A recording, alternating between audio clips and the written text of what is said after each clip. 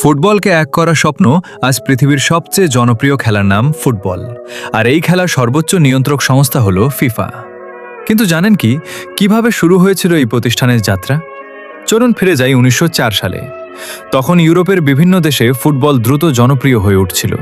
কিন্তু একটি বড় সমস্যা ছিল, প্রতিটি দেশের নিয়ম ছিল আলাদা। এক দেশের দল অন্য দেশের সঙ্গে খেলতে গেলেই দেখা দিত নানা ধরনের মতবিরোধ। ফলে সবাই বুঝতে পারল ফুটবলকে বিশ্বজুড়ে একই নিয়মে পরিচালনা করার জন্য একটি আন্তর্জাতিক সংস্থা দরকার। এই ভাবনা থেকেই 1904 সালের 21শে মে ফ্রান্সের রাজধানী প্যারিসে 7টি দেশের প্রতিনিধিরা একত্রিত হন। France, Belgium, Denmark, Netherlands, Spain, Sweden এবং সুইজারল্যান্ডের প্রতিনিধিরা মিলে প্রতিষ্ঠা করেন ফিফা। প্রতিষ্ঠার সময় ফিফার পূর্ণ নাম রাখা হয় ফেডারেশন ইন্টারন্যাশনাল যে ফুটবল অ্যাসোসিয়েশন।